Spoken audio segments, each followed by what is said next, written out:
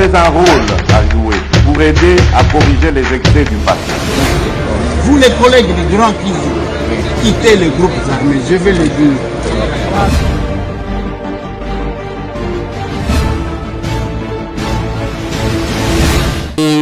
Bonsoir, bonjour, je ne sais pas, ceux qui sont à Nous sommes dimanche 15 décembre 2024 en direct de Kinshasa, la capitale de mon pays, la République démocratique du Congo.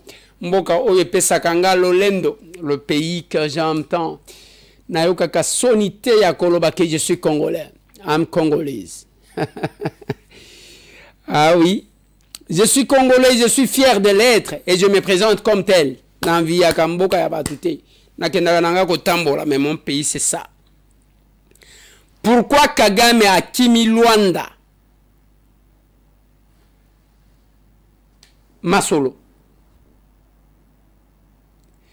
Nanga dévoile clairement mission naïe. Masolo n'a de pitié. On va parler de ça. Élection naïa koma pena masimanimba. 1303 attaques ciblées contre le système Yasseni. À partir de Bamboka Mipaya, Banani Bazaki Nasima. Le président de la CENI s'est exprimé. Reprise à travaux à Arena. Le ministre Doudou Famba ya Finance, Jules Alingete, UGF, Bakendaki ko visité pour la reprise. C'est une dame, elle s'appelle comment? Marie-Laure Mukonga, Mwasiamakasi. Oui, Mwasiamakasi. Une jeune demoiselle, 24 ans. Mais Mwasiamakasi. Yeah. C'est tout. C'est tout. Combien de temps je vais vous prendre?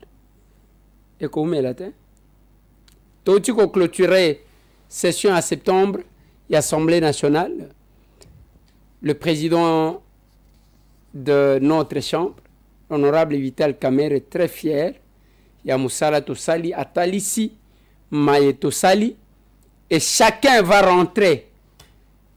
Et pas bah électeur na yekopé ça y est rapport ya Moussala Tosali pendant cette session. Monsieur Tambo, comme je vis avec mes électeurs, mais n'a ko quitter la bango li sousoupe kota li sabango parce que tous la démarche que j'ai proposé na caucus des élus de Kinshasa.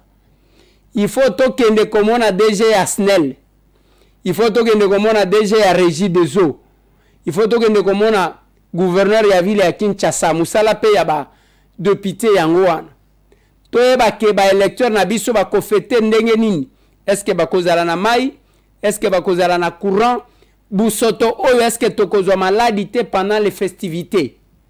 De musala to kosala. Ça j'ai proposé à notre caucus. Ya ba élu de Kinshasa, bandimi que toko kita. Tozo ya epa na bino musala na biso nde yangoana. Un député n'a pas pour le travail, il y a comme un policier, un député n'a pas pour mission seulement na élection un député n'a pas que pour mission, il y a kovanda que ozela pona kokabela batu ce soit bonne année. Oui, okoloba Eliezer bongo yo na sala ka yango pe na kosala yango. Yango nazo senga lisonyi na binoti. Parce que bana wana tous estimez que bana ba orphelin, ba veuve, ba mibangé, ba fete pe lokola, ba o ba kufela ba boti, ce n'est pas parce que bango ba sala lisumu, kanisaka pe baninga. Kanisaka pe baninga. Et moi je prêche pas l'exemple, nazamu tout que bon, nazolo baka ka makambu ya batunga moko na sala ke côté non. J'ai commencé à faire avant de demander l'assistance et le soutien. Tosalaka yango tozo sala soso soki osombeli mwana moninga pe soso moi loso okobenga biso na numéro plus 243 859 254 358 plus 243 859 254 358 na lingi semaine oyo tozobanda vers weekend nango natala ndenge nini ya kopartagele bana wana ta kopo moko ya loso soki ayo ekoti na kati ekozala malamu ata mwa mupende moko ya soso soki ayo eza na kati tobelelaka bato ndenge wana bao ya mutema malamu bao bayebaka ke tokokufa tout va rester Ekofo Bonyeme akufiti il a été DG lelo tozo lela ye eloko tozo tala eza nde bolamu oyo ya salela biso lobi tozaki na matanga ya papa na biso vie na biso auchai ya senga ba fonction nyonso occupa etikali na souvenir mais l'action ya malamu oyo asalela mutu etikali libela et quand nous le faisons même oyo amonaka te oyo batu bamonaka te oyo amonaka mutema abatu nde mutu akotala tosunganaka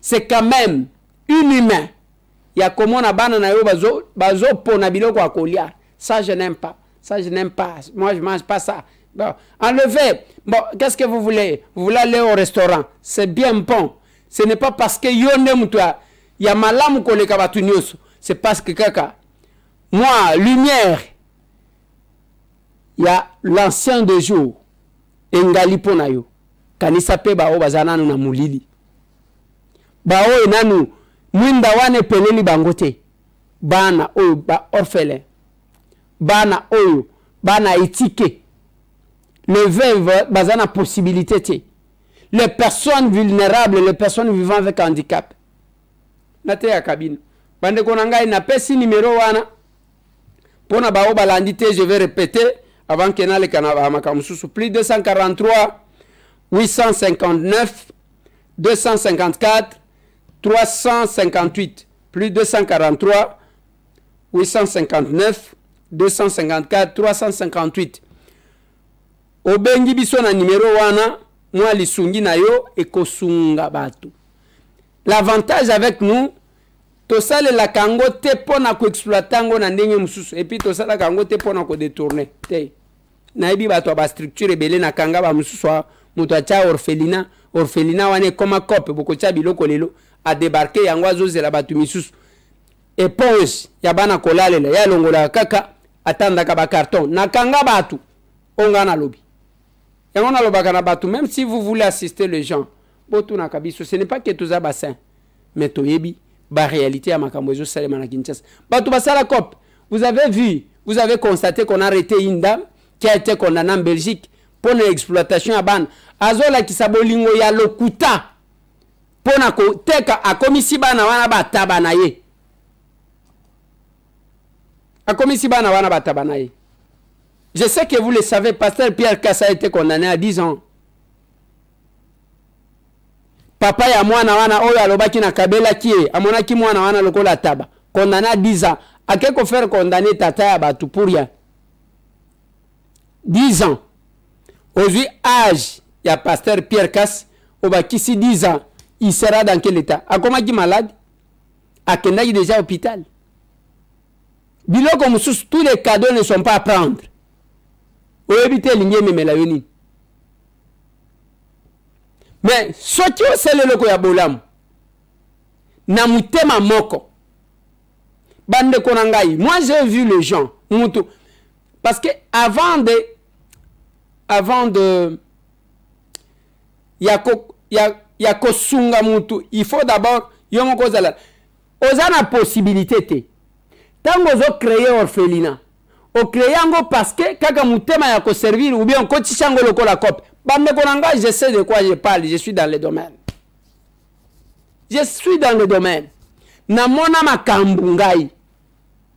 Je vous dis, j'ai vu un orphelinat bande komoko ba uti na poto ba tuningai ne ko les topé sa wapi comme j'avais confiance na le boke na orphelinat wan ba kei kuna ba memi je crois ba memaka 20 sacs ya loso ba memaka soki quelques cartons bidon ya mafuta ba memeli bana wan ba memi quelques éponges je crois 20 parce que bana bazali kolala na se tangu ba memeli bango lelo lobi nango na zinde ko mususu awuti lisu libanda wana imposé que ngana kendeka kotika ye. J'avais trop confiance na yo ke la gaba na wana mawana lobi to kende. To koma kuna o voilà tozane le côté bana o baza bakobi kokotsa bana ba jeune mikolo nyoso. Bana ba sambelaka. Mais quand vous regardez bande konanga, vous oubliez qu'il y a un Dieu qui nous voit. Ngandenge na zolo baboy pona kosunga batu, même des problèmes que j'ai connus avec les personnes vivant avec handicap. Oya monaka idée à batoyebi. C'est le cœur qui donne, ce n'est pas parce que j'en ai beaucoup. C'est le cœur. Et j'ai trouvé comme ça. Mais papa, hier moi j'ai envoyé les gens, j'ai pas appelé mon tonatina. Ndeko yag biloko wana ba bombi. Et komikop. Mais pourquoi on doit faire ça? Bande kolanga. Ya biso tozo senga bino. Ezaya ke to sunga vraiment batu qui sont dans les besoins. To sunga bango. To sunga bango parce qu'on ne sait jamais quand est-ce que le décès va nous suivre. Liwa kozwa biso mkoloni ni toko kendi na ndenge nini on ne sait pas. On ne sait pas. On ne sait pas. Na linyuna bete la bino lisolo ya nini parce que na kosuki sa na lisolo ya Luanda. Élection ya komana sa na masimanimba. Le président de la Sénat kendaki na centre Bosolo aye kotali sabatu comment dans le 24 heures ici il y a debi il y a élection système ya seni to serveur ba tentative ba attaque salemi 1303 attaque ezo uta libanda Hong Kong ezo uta France ezo uta États-Unis d'Amérique balingi ba attaquer selon lui on a dégagé ça grâce à ba service na système ango bâti en place. Pourquoi j'ai donné cette information? Tous dans la culture, il y a que des vrais représentants du peuple. Au peuple, aponi que ne ko représenter, ne vraiment ko représenter. Biloko ya ko tripoter ko zwa ka ba kit peuple a lingi yote ozo forcer kaka ozala okolobela été. Voilà pourquoi même la défense de ce peuple. Je ne le dis pas par orgueil, mais je dis tout simplement que le peuple, il faut qu'ozala naye. Je suis porteur d'un mandat national. Je suis parmi les rares députés. Oh, ceux qui n'ont vous sentez la République. Je parle Kinshasa, je parle pays, bah, circonscription, chaque fois qu'il y a un problème. Beaucoup depuis que j'ai pris la motion sur côté Kamabele, je pense que la régie va revenir sur ça. Merci beaucoup, honorable président. Honorable président, honorable membre du bureau, estimés collègues, qu'il me soit permis de m'exprimer en lingala, honorable président. Honorable président, n'a eu motion d'information OYO pour un grand danger qui guette la République. Honorable président, beaucoup au Nazanango, ils ont presque 900 arrêtés au Ezote Kamabele. Nasali Moussala pendant longtemps, honorable président. Ndenge tozolo baboye, bozali ko constater yango et que ba conflit ezali entre ba exploitant minier d'une part, ba o ba yebi secret ya mabele de l'autre part, bazali ko sombaka ba hectare na ba hectare ya mabele, honorable président. Les mbole et les autres oyo uti ko salema na chopo, honorable président, c'est suite il y a arrêté ministériel et tekaki mabele. Boye tozoloba, honorable président, 35% ya mabele na biso ba congolais baza sous préavis, y compris ba o ba kufa, honorable président. Bitumba eza entre ba o bazali côté ka les sols na ba o bazote ka les sous-sols. Ba village ebele eza na village Kipiri eza na Okatango baye awa tokena Lualaba, on a trouvé d'autres villages ba chef coutumier na population batikali bazo yenga yenga ezana barrêté o eza publié ezana barrêté mususu eza non publié o batu bisika bavandi honorable président peut-être même na Walungu wana village Sekenda boza sous préavis honorable président na ba o ya biso bakufa na ba cimetière na biso et que honorable président c'était plus grave honorable président Nathalie arrêté moko na bazwele bateki 12 000 hectares et tangu bazoteka 12 000 hectares wana ba mesurer pona koyeba que place oyo batu bazali to batu bazate parce qu'à l'allure où vont les choses na ba droit tozanango finalement tokobanda kosenga na ba chef coutumier basalisaka ba titre alors que biso ba villageois ndenge tokola honorable président nayebi ke aweza mboka na biso oyo eza mai na biso oyo eza cimetière ya bakoko na ngai mais tozalaka na mikanda te honorable président. Voilà pourquoi au vu de ça nazo senga dans notre bureau ce qui bokoti kondima parce que le danger est grave honorable président ce qui bokoti kondima que notre bureau que la plénière en dima que to mettre en place une commission parlementaire où yekoti ko kende na journal officiel d'obtenir tous les arrêtés qui ont été signés na ndenge ya mabele ya sol comme sous-sol na minute oyo kende na tenke fungurumi okokuta ke batu bazolongola bango parce que batu basomba déjà les sous-sols pendant que bao bazana sol wana bazana place à kovanda te honorable président biso na bamboka to vivaka na bilanga biso na bamboka to vivaka na mai pona mbisi mais na mai na mabele na nyonso ezokende toko vivre ndenge nini. Voilà pourquoi honorable président oyo eza résumé na sali il y a presque 900 arrêtés ministériels ezoteka mabele parce que tango tozomona ka balkanisation que bazobundisa biso kuna mais mabele ezokende c'est à travers le pays. Ce qui vous pouvez accepter honorable président qu'une commission parlementaire est à la mise en place et les ministères concernés c'est-à-dire aux affaires foncières, qu'on vérifie tous les arrêtés qui ont été signés, qu'on les canne journal officiel, comme on a secrétaire général du gouvernement. Pambate, Moussala na yezaya ko vanda teka pona conseil de ministres, ezaya que toutes les décisions du gouvernement ezali kozwama. Il faut les cananzela na ye. Comme ça tokoyeba, ce qui to sali angote honorable président, je pense que nous serons surpris. Voilà honorable président, je dis et je vous remercie. Merci, honorable Eliezer Tambwe, pour la motion nayo Yatina. Ezaya solo, ce que peut même la Kolwezi, le pango mususu komi gisement minier. Au moins, il y a un voisin qui m'a dit que tu m'as pas fait beaucoup de temps à ma belle. Donc, oui, bisous au sanité. Et donc, loko yo nakanisi ndeko Eliezer na gilobi mokonzi mboka lobaki loko mo bato na malamu te cadastre agricole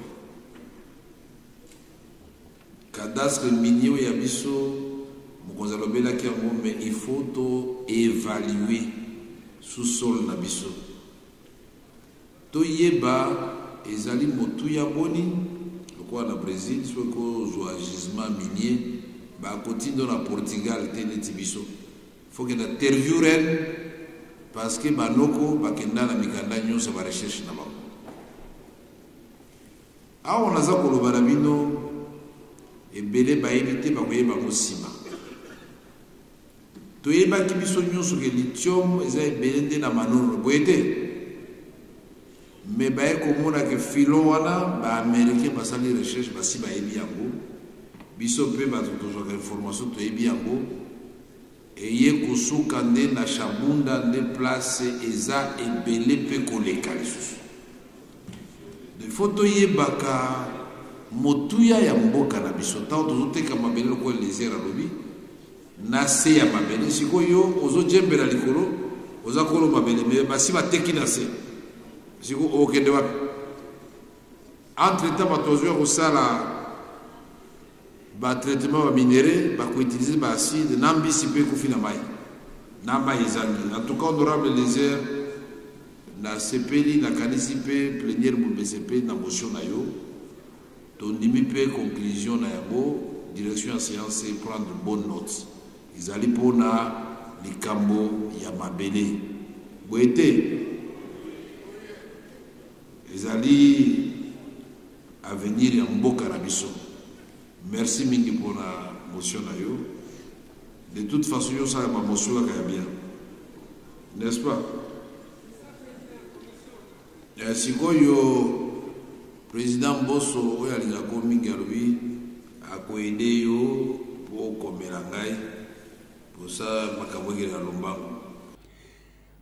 Boyebi te ba rapport na zozwa na Congo central bazobenga na Tanganyika bazobenga bazobenga partout parce que c'est vraiment une légèreté à quoi agir ndengwa. Et puis na kotika la te un représentant du peuple, un élu, c'est un représentant au kotika la te ozoyebate le peuple vit comment. Lelo na Kinshasa j'ai proposé na kokusi ya ba élu de Kinshasa. Toko kitana DG Asnel na ba quartier. Toye bandenge nini soki lotilike kozala. Oui, si bayebi bisobe ba cabine mususu qui sont prises en otage par quelques yanke balinga muto akende kuna te ba koma kokata kuramba zozongisa. On va y arriver. Tokoya wana. Tokoya. Il faut toyeba soki maye kobima. Soki batu ba kofete ndenge nini ki sasa o batu bazala ki ko sala concurrence na ba commune. Te, ba chef de quartier, musala basala kezalakate, ba chef de rue, musala basala kezalakate, okomona mutu, aya komi na balabala na yo. Je pense qu'il faut commencer aussi à arrêter ces gens-là. Ceux qui otiki na yo, okolobananga l'État futa kanga temetika. Il faut pas banda kokanga ba policier o ba tie ba sous cette mebisika, kuna kunu lezo silate, il y a une complicité. Na kenda ina boum. Capable de bonne aventure yango. Na kenda kuna okomona ke bakomi ko coopérer, il faut arrêter les commandants na ba policier bazakuna ba kei pe kanya makasese. Comme ça les gens vont travailler. On ne doit pas rester comme ça. Tala busoto toko fete ndenge nini tout ça donc ne peut que mon gouverneur de la ville a ebisabiso. Oya insécurité toko kitana VPM de l'intérieur Jacquemain Chabani, les élus de Kinshasa nous allons le faire. Musala na biso ndi yango. On doit faire ça. Il faut tout ça la musala. Il faut tout ça la musala. Doudou Famba na Jules Lingete bakitaki na rena ko visiter bakoka kotala misala ngwe suka ndenge nini potango bakobimisa mbongo baye bake mbongo wane ko sala musala o babimiseli yango. C'est notre souhait, mais la complémentarité des institutions et kozala kaka malamu soki makambo salim. Ouais. Bande konangai avant d'aborder question parce que question na ko aborder Yasuka eza question ya Rwanda pona nini Kagame Kinyangola. J'aimerais qu'on vous mette eza ya namoni bakomi wana je crois c'est Nyota TV muto sala ki elema eza elema yangate c'est l'élément de notre chaîne. Bon comme on a jeune fille de 24 ans yaza ingénieur. Marie-Laure Lumami Mukonga est ingénieure civile et étudiante en Master 1 géotechnique à l'École supérieure des ingénieurs à Lubumbashi. Âgée de 24 ans, elle s'est spécialisée dans la fabrique des matériaux de construction qu'elle a nommé brique écolo. Une brique écologique avec un mélange de sable et de plastique qu'elle ramasse sur les artères et coins de Lubumbashi. Un travail qui oblige Mukonga à se lever de bon matin en compagnie de ses sœurs. La rivière Lubumbashi sera leur grande réserve où elles trouvent le gros de leur butin. De la saleté, oui, à vos yeux, mais moi en tant qu'ingénieur mais aussi entrepreneur, c'est déjà de la matière première. Je vois vraiment une matière qui peut m'aider à transformer, mais aussi à arriver à trouver les produits. De retour chez sa grand-mère où elle a monté son atelier de fortune, Marie-Laure Lumami Mukonga rassemble tout le matériel de travail. Avec l'aide de son grand-père, elle fait le feu pour la préparation de la brique écolo. Une fois le four chauffé, Des bouteilles plastiques y sont placées pour la fonte après une pesée au préalable. Et c'est au fur et à mesure qu'elle rajoute les bouteilles plastiques jusqu'à atteindre la quantité voulue. Une fois toutes les bouteilles fondues, cet ingénieur encore en formation ajoute un autre mélange indispensable, le sable. Les matières plastiques nous servent comme... ils jouent le rôle des liants en remplaçant les ciments. Et comme ajout, il nous a juste fallu une petite quantité, en tout cas de rien du tout, c'est presque 1% de sable. Démouler la brique écolo, déjà plus résistante comparativement à celle en bloc ciment, serait surtout adaptée à tout type de construction. Cette brique écolo à base de déchets plastiques servirait pour des grandes structures déjà à ciel ouvert ou des R5, R7, parce que cette brique elle pèse moins que la bloc ciment. La bloc ciment elle pèse 12,2 kg. 8 kg, pardon.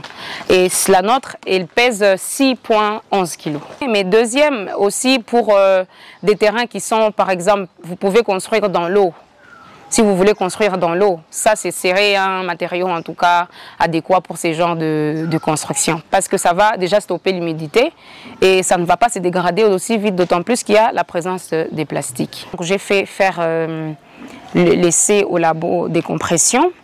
Donc celle en bloc ciment nous donne une résistance en mégapascal de 8,109 mégapascal et celle-ci en déchets plastiques nous donne 11,107 mégapascal. Ça veut dire que la nôtre elle a une résistance à la compression plus supérieure par rapport à celle en bloc ciment. De quoi nourrir Marie-Laure de quelques objectifs pour sa vie. Moi, quand j'ai commencé les études d'ingénieur, je me suis fixé un objectif qui est celui de faire un quartier où je serai moi-même qui proposerai les plans, les matériaux utilisés.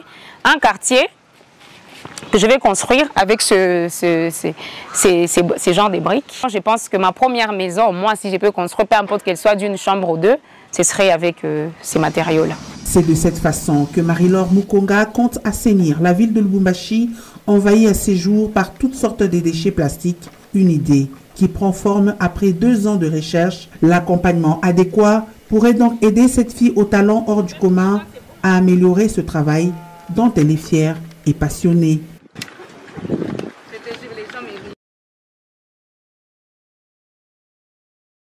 Voilà, Yohan. Marie-Laure Mukonga. Je ne sais pas si j'ai bien prononcé son nom. Cette dame-là, tangwa keko tanga classe, azaki na un projet ya kosala. Même tangwa zolo balobi, posa na yeza ya kosala quartier, ya kotonga na ba brique wana azosala. Brique yango azosala nini? A remplacer ciment na pate zolo uta na ba plastique. Boyebi ke ba plastique, gestion ya ba plastique ezaka problème. Soit te bo recycler yango soki bo sali. Ya sali yango azosala na koko na ye, na mama na ye, na bandeko na ye, bakeba lokoti milangi wana bozo bwaka, bakeba tokisi yango ningo ozomona wana, après basangisi na mabele basali ba brique. Ya liboso expliquer que brique wana ezana poids muke par rapport ya ciment. Et puis kodure nango eleki ya ciment. Et puis kotonga moni eza plastique, moyen ma yekota ezate. Et cette jeune dame, elle a un problème d'éducation à Sakibino. On ne doit pas faire de ce pays un pays de diplômes. Tout le monde veut devenir docteur en latin philo, docteur ceux qui n'ont nini, biloko ceux qui n'ont nini. Et biloko wane ko sunga bisote, yango na lobito de kola misala maboko. Ceux qui ont école misala maboko, okoki ko s'approcher na mwana mwasi wana, bo sali quelque chose.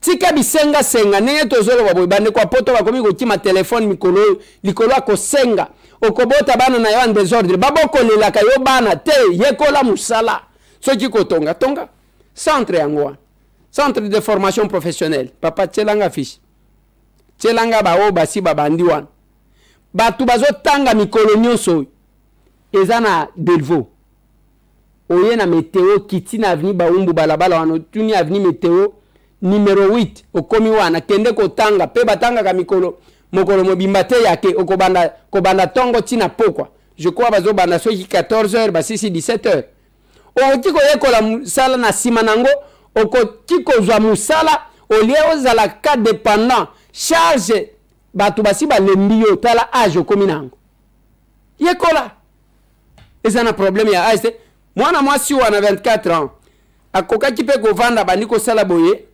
asali biloko oyo yango ezosala ke okomona mwasi en face elongi mosusu omoni ye na foto elongi mosusu akoki mpe kovandela yango non mais ye wana azokende na mai wana ya salite azolokotaka milangi elle fait quelque chose même Bible lobia tu mangeras à la sueur de ton front tika bisenga senga tolembi tika bisenga senga je vois même ba jeune mosusu na ba boulevard moi makasi wana kako kimaka ko donc kaka na ba non ça ne va pas non ba wana bazokende misala ko sala misala balukela kabino mbongo ya ko kabela bino l'argent ne se donne pas l'argent se cherche se gagne suite à musala ko sala bino pe ko le misa tolobi awote formation an to tse ofele na habite ceux qui délaissent koki formation za ofele frais d'inscription $20 na lobi $20 frais d'inscription ok kotanga ofele dans 6 mois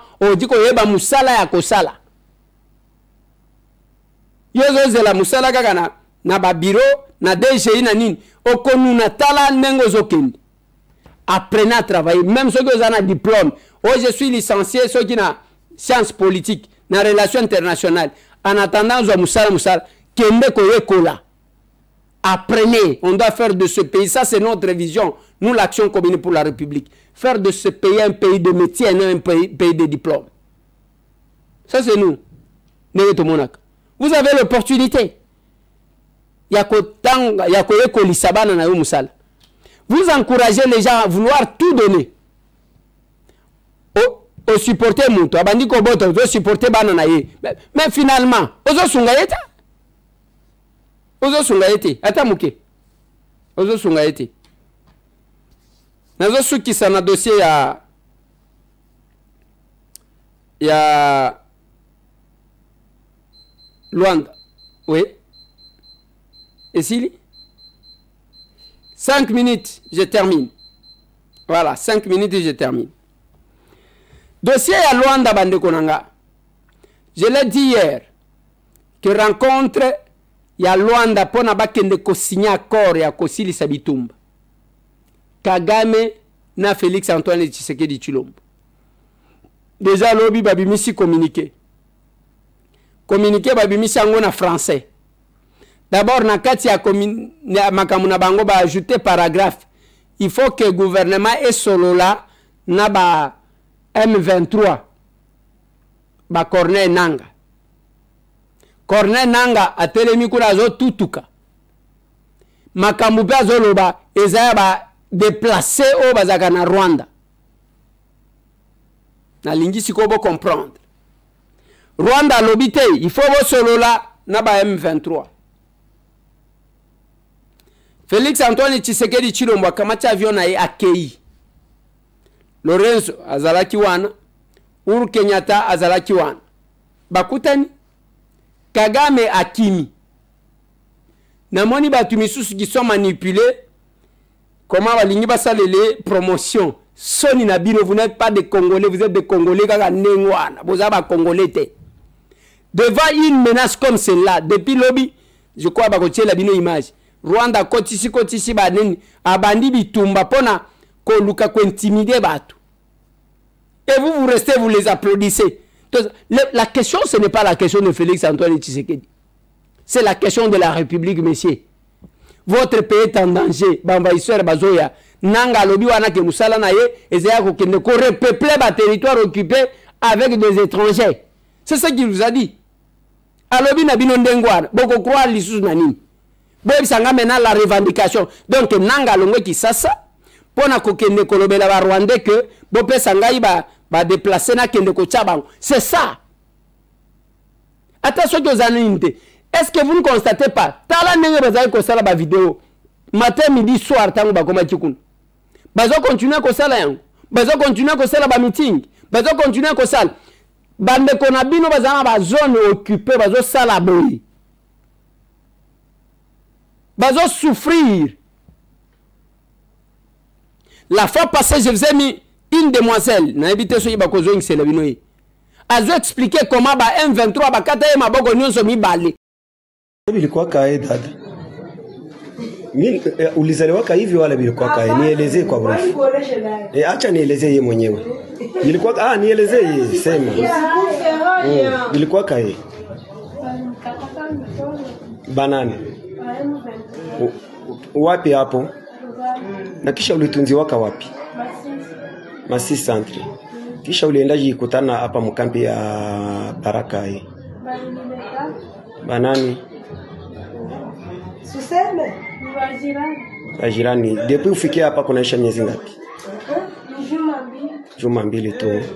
Eske walisha kuandika mu liste ya walemavu? Na bado. Na pole. Basi njoo dunia hii vraiment. Ni kujipa moyo.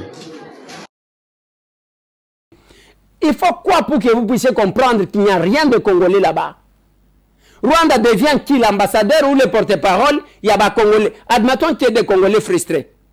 Rwanda, comme il n'a pas revendiqué que les Congolais se parlent entre eux. Lobby, il y a eu plusieurs manifestations. Délice Sangabazaki na manifestation na bango. Constant Moutambazaki na manifestation na bango. Batunion se bazo manifester. Les Congolais, leur frustration, bazo sale lango awa. Allez au Rwanda prendre les Rwandais venir tuer au Congo. Je le dis toujours. Na bande konanga ya est. Bitumbawane kotikala e kobanda kosila kuna ndenge nini. Quand quelqu'un se déplace de sa province pour n'akoya kobome pa na bino, cherchez comment l'éliminer. Comme ça, ceux qui vont éliminer Moutou Aliboso, Yami Bale, Yami Sato, Bakola, Bakoyate.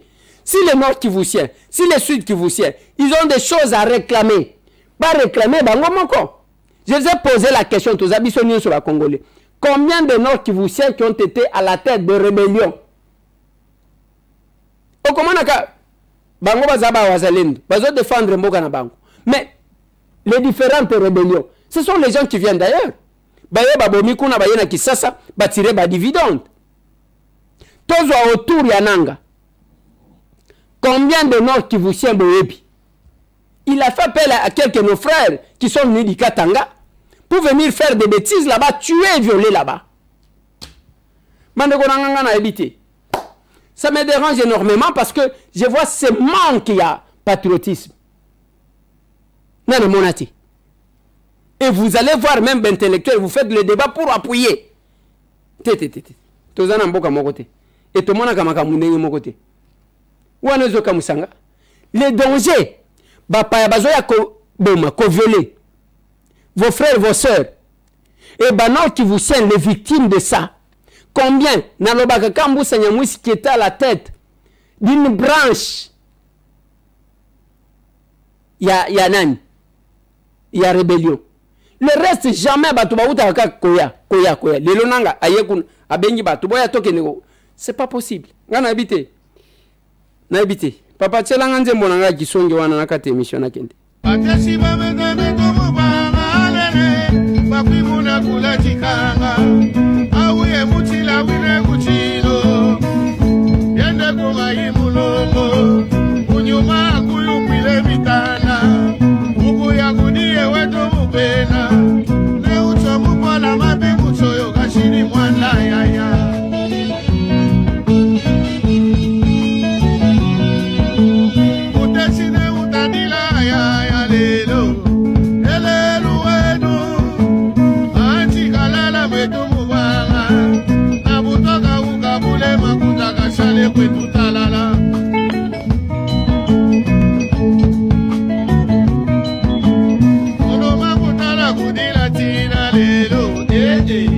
Voilà, je termine l'émission là-bas.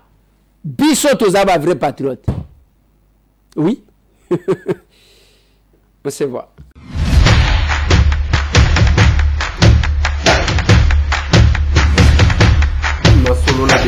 Honorables députés et sénateurs, vous avez un rôle à jouer pour aider à corriger les excès du passé. Vous les collègues des grands qui quittez les groupes armés, je vais le dire.